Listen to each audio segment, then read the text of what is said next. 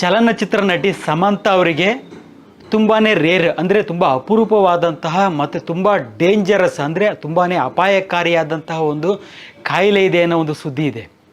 ಏನಪ್ಪ ಈ ಕಾಯಿಲೆ ಅಂತ ನೋಡೋದಾದರೆ ಇದನ್ನು ಮಯೋಸೈಟಿಸ್ ಅಂತ ಕರಿತೀವಿ. ಏನು ಮಯೋಸೈಟಿಸ್ ಅಂದರೆ ಹಾಗಂದ್ರೆ ಏನು ಅಂತಂದರೆ ಇದೊಂದು auto immune disease, muscle disease, auto immune muscle disease. ಸರಿ, ಇದು ಆಟೋ ಇಮ್ಯೂನ್ ಡಿಸೀಸ್ ಅಂದರೆ ಏನು, ಅದರ ಅರ್ಥ ಏನು ಅಂತ ನೋಡೋಣ. ನೋಡಿ, ಈಗ ನಮ್ಮಲ್ಲಿ ಒಂದು ಇಮ್ಯೂನ್ ಸಿಸ್ಟಮ್ ಇದೆ ಅನ್ನೋದು ಪ್ರತಿಯೊಬ್ಬರಿಗೂ ಗೊತ್ತಿದೆ.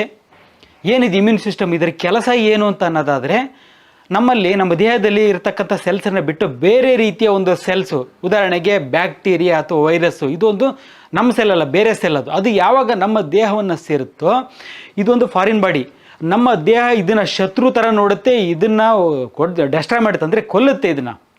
ಇದು ನಮ್ಮ ಇಮ್ಯೂನ್ ಸಿಸ್ಟಮ್. ಏನಂದರೆ ಇದರ ಉದ್ದೇಶ ಏನಂದರೆ ನಮ್ಮ ದೇಹವನ್ನು ಪ್ರೊಟೆಕ್ಟ್ ಮಾಡಬೇಕು ಅನ್ನೋ ಒಂದು ಉದ್ದೇಶದಿಂದ ನಮ್ಮಲ್ಲಿರ್ತಕ್ಕಂಥ ಇಮ್ಯೂನ್ ಸಿಸ್ಟಮ್ಮು ಹೊರಗಿನ ಸೆಲ್ಸನ್ನು ಇದನ್ನು ಅಟ್ಯಾಕ್ ಮಾಡಿಬಿಟ್ಟು ಅದನ್ನು ಡೆಸ್ಟ್ರಾಯ್ ಮಾಡುತ್ತೆ. ಅದೇ ಇಮ್ಯೂನ್ ಸಿಸ್ಟಮ್ ಅಂತ ಕರಿತೀವಿ ಅದನ್ನು.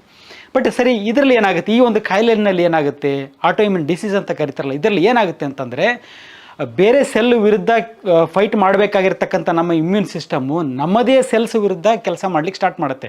ಅಂದರೆ ಇದು ಪ್ರೊಟೆಕ್ಟ್ ಮಾಡಬೇಕಾಗಿತ್ತು, ಬಟ್ ನಮ್ಮನ್ನೇ ಡೆಸ್ಟ್ರಾಯ್ ಮಾಡ್ಲಿಕ್ಕೆ ಸ್ಟಾರ್ಟ್ ಮಾಡುತ್ತೆ.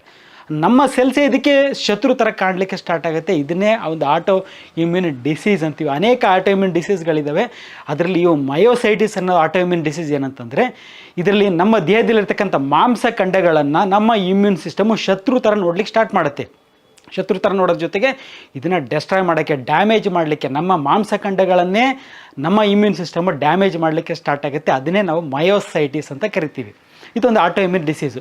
ಸರಿ, ಏನು ಲಕ್ಷಣಗಳು ಏನಿರ್ತವೆ ಈ ಒಂದು ಮಯೋಸೈಟಿಸ್ನಲ್ಲಿ ಅಂತ ನೋಡೋದಾದರೆ, ನೋಡಿ, ಇದು ಮಾಂಸಖಂಡಗಳಿಗೆ ಸಂಬಂಧಪಟ್ಟ ಒಂದು ಕಾಯಿಲೆ ಅಂತ ಹೇಳಿದೆ. ಹಾಗಾಗಿ ಮಾಂಸಖಂಡಗಳಿಗೆ ಡ್ಯಾಮೇಜ್ ಆಗ್ತಾ ಇರ್ತದೆ, ನಮ್ಮ ಓನ್ ಸಿಸ್ಟಮಿಂದನೇ ಡ್ಯಾಮೇಜ್ ಆಗ್ತಾ ಇರ್ತದೆ. ಹಾಗಾಗಿ ಏನಾಗುತ್ತೆ, ಒಂದು ವೀಕ್ನೆಸ್, ಜನರಲ್ ವೀಕ್ನೆಸ್, ಸಿಕ್ಕಾಪಟ್ಟೆ ಸುಸ್ತಾಗ್ತಾ ಇರ್ತದೆ, ಕೆಲಸ ಮಾಡಲಿಕ್ಕೆ ಆಗಲ್ಲ, ಆ ಮಟ್ಟಕ್ಕೆ ಸುಸ್ತಾಗ್ತಾ ಇರ್ತದೆ. ಆಮೇಲೆ ಮಸಲ್ಸಲ್ಲಿ ಪೇಯ್ನ್, ಸಿಕ್ಕಾಪಟ್ಟೆ ಸಿವಿಯರ್ ಪೇಯ್ನು, ಸುಮ್ಮನೆ ಕೂತಿದ್ರು ಕೂಡ ಮಸಲ್ಸಲ್ಲಿ ಪೇಯ್ನ್ ಬರಲಿಕ್ಕೆ ಸ್ಟಾರ್ಟ್ ಆಗುತ್ತೆ. ಜೊತೆಗೆ ನಡೀತಾ ಇದ್ದರೆ ಹಾಗಾಗಿ ಬಿದ್ದೋಗ್ಬಿಡ್ತಾರೆ. ಯಾಕಂದರೆ ಅಷ್ಟೊಂದು ಟೈರ್ಡ್ನೆಸ್, ಮಸಲ್ಸ್ ವೀಕ್ನೆಸ್ ಇರುತ್ತೆ ಅಂತಂದರೆ ಸ್ವಲ್ಪ ದೂರ ನಡೀತಿದ್ದಾಗ ಹಾಗಾಗಿ ಬಿದ್ದೋಗೋದು, ಇದು ಕೂಡ ಒಂದು ಲಕ್ಷಣ ಆಗಿ ಕಾಣಿಸ್ಕೊಳ್ಳುತ್ತೆ. ನೆಕ್ಸ್ಟು ವಾಕ್ ಮಾಡಲಿಕ್ಕಾಗಲ್ಲ. ನೆಕ್ಸ್ಟ್ ಜಾಸ್ತಿ ಹೊತ್ತು ನಿಂತ್ಕೊಂಡು ಕೆಲಸ ಮಾಡಲಿಕ್ಕೂ ಆಗಲ್ಲ. ವಾಕ್ ಮಾಡಿ ಸ್ವಲ್ಪ ದೂರ ನಡೀತಿದ್ದಾಗ ಆಗಲ್ಲ ಅಂತೇಳಿ ಅಲ್ಲೇ ಕೂತ್ಕೊಂಡ್ಬಿಡ್ತಾರೆ. ಕೆಲಸ ಮಾಡ್ತಾಯಿದ್ರೆ ಆಗಲ್ಲ ಸರ್, ನನ್ನ ಕೈಲಿ ಕೆಲಸ ಆಗಲ್ಲ ಅಂತ ಹೇಳ್ಬಿಟ್ಟು ಹಾಗಾಗಿ ಮಸಲ್ ಪೇಯ್ನ್, ಸುಸ್ತು ಸ್ಟಾರ್ಟ್ ಆಗಿಬಿಟ್ಟು ಹಾಗೆ ಕುತ್ಕೊಳ್ಳೋ ಒಂದು ಪರಿಸ್ಥಿತಿ ಬಂದುಬಿಡುತ್ತೆ. ಸಿಕ್ಕಾಬಟ್ಟೆ ಟೈರ್ಡ್ನೆಸ್ ಸಿಕ್ಕಾಬಟ್ಟೆ ಇರುತ್ತೆ. ಮೆಟ್ಲು ಅಂತೂ ಹತ್ತದ ಅಸಾಧ್ಯ ಅನ್ಸೋಕ್ಕೆ ಸ್ಟಾರ್ಟ್ ಆಗ್ಬಿಡುತ್ತೆ. ಒಂದು 5-10 ಮೆಟ್ಲಿದ್ರು ಕೂಡ ಇಲ್ಲ, ಹತ್ತಕ್ಕಾಗಲ್ಲ ನನ್ನ ಕೈಲಿ ಅನ್ನೋ ಮಟ್ಟಕ್ಕೆ ಒಂದು ಟೈರ್ಡ್ನೆಸ್ ಇರ್ತದೆ. ಸರಿ, ಇಂಥ ಸಾಮಾನ್ಯವಾಗಿ ಮಸಲ್ ಪೇಯ್ನು, ಸುಸ್ತು, ಟೈರ್ಡ್ನೆಸ್ಸು, ನಡೆದ ಆಯಾಸ ಆಗೋದು ಇದೆಲ್ಲ ಸಾಮಾನ್ಯವಾಗಿ ಇರುತ್ತಲ್ಲ ಸರ್ ಕೆಲವರಲ್ಲಿ. ನನಗೂ ಆಗಿ ರೀಸೆಂಟಾಗಿ ಯಾವಾಗ ಒಂದು ಸ್ವಲ್ಪ ಸುಸ್ತು, ಜ್ವರ ಬಂದಾಗ ಇದೆಲ್ಲ ಕಾಣಿಸ್ಕೊಂಡಿತ್ತು. ಅದಕ್ಕೂ ಈ ಮಯೋಸೈಟಿಸ್ಗೂ ಏನು ವ್ಯತ್ಯಾಸ ಅಂತ ನೋಡೋದಾದರೆ, ಈ ಮಯೋಸೈಟಿಸ್ ಅನ್ನೋದು ಈ ಪ್ರೋಗ್ರೆಸಿವ್ ಡಿಸೀಸ್. ಇದು ಈ ಡಿಸ್ಟ್ರಾಕ್ಷನ್, ಮಸಲ್ ಡ್ಯಾಮೇಜ್ ಅನ್ನೋದು ಪ್ರತಿದಿನ ಪ್ರೋಗ್ರೆಸ್, ಅಂದರೆ ಕ್ರಮೇಣವಾಗಿ ಇದು ಜಾಸ್ತಿ ಆಗ್ತಾ ಹೋಗುತ್ತೆ. ಪ್ರೋಗ್ರೆಸಿವ್ ಡಿಸೀಸು ಯಾವ ಮಟ್ಟಕ್ಕೆ ಅಂತಂದರೆ ಬರ್ತಾ ಡಿಸೇಬಿಲಿಟಿ, ಅಂದರೆ ಅಂಗವೈಕಲ್ಯತೆ ಕಾಣಿಸ್ಕೊಳ್ಳಿಕ್ಕೆ ಸ್ಟಾರ್ಟ್ ಆಗುತ್ತೆ. ನಡಿಲಿಕ್ಕಾಗಲ್ಲ, ತೆವಳ್ಕೊಂಡು ಹೋಗೋ ಒಂದು ಪರಿಸ್ಥಿತಿ ಬರೋ ಒಟ್ಟು ಮಟ್ಟಕ್ಕೆ ಇದು ಪ್ರೋಗ್ರೆಸ್ ಆಗ್ತಾನೇ ಇರುತ್ತೆ. ಪ್ರತಿದಿನ ಕೂಡ ಇದು ಪ್ರೋಗ್ರೆಸ್ ಆಗ್ತಾ ಇರ್ತದೆ.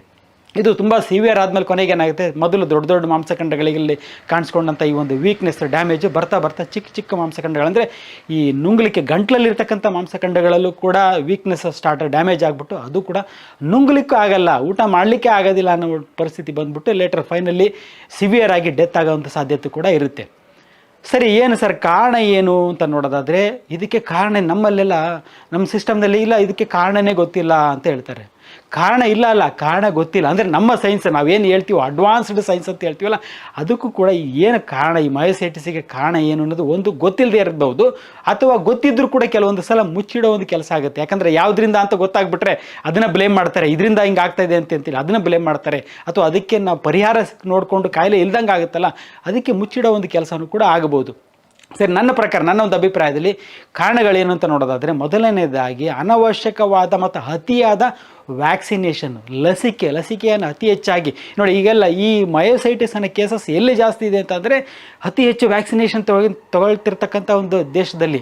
ಇದು ಅಮೆರಿಕ, USA ಜಾಸ್ತಿ ಕೇಸಸ್ಸು, ನಮ್ಮಲ್ಲಿ ತುಂಬ ಅಪರೂಪ, ಕಮ್ಮಿ ನಮ್ಮಲ್ಲಿ. ಇದು ಅಮೆರಿಕದಲ್ಲಿ ಜಾಸ್ತಿ. ಅಮೆರಿಕದಲ್ಲಿ ವ್ಯಾಕ್ಸಿನೇಷನ್, ಮಕ್ಕಳಿಗೆ ವ್ಯಾಕ್ಸಿನೇಷನ್, ಸಣ್ಣ ಕಾಯಿಲೆಗೂ ಕೂಡ ವ್ಯಾಕ್ಸಿನೇಷನ್ ಕೊಡೋದು, ಒಂದು 30-40 ವ್ಯಾಕ್ಸಿನೇಷನ್ ತನಕ ಒಂದು ಮಗುಗೆ ಕೊಡ್ತಕ್ಕಂಥ ಒಂದು ಕೆಲಸ ನಡೀತಿರ್ತದೆ. ಹಾಗಾಗಿ ಅತಿ ಹೆಚ್ಚಾದ ಅನವಶ್ಯಕವಾದ ಒಂದು ವ್ಯಾಕ್ಸಿನೇಷನ್ನು ಕೂಡ ಈ ಒಂದು ಮಯೋಸೈಟಿಸ್ಗೆ ಕಾರಣ. ನಾನು ನಿಮಗೆ ಕೇಳೋದೇನೆಂದರೆ ಒಂದು ಲೈಕ್, ಶೇರ್ ಹಾಗೂ ಸಬ್ಸ್ಕ್ರೈಬ್ ಹಾಗೂ ನಿಮ್ಮ ಅನಿಸಿಕೆಗಳನ್ನು ನಮ್ಮ ಕಮೆಂಟ್ ಬಾಕ್ಸ್ನಲ್ಲಿ ತಿಳಿಸಿ. ಬೆಲ್ ಐಕಾನನ್ನು ಒತ್ತೋದನ್ನು ನೀವು ಮರಿಬೇಡಿ ಹಾಗೂ ಸಾಕಷ್ಟು ಜನಕ್ಕೆ ನಮ್ಮ ವಿಡಿಯೋಗಳನ್ನು ಶೇರ್ ಮಾಡಿ. ಇದರಿಂದ ನಮಗೆ ಹಲವಾರು ಒಳ್ಳೆಯ ಕಾರ್ಯಕ್ರಮಗಳನ್ನು ನೀಡೋದಕ್ಕೆ ಸಹಕಾರಿಯಾಗುತ್ತೆ.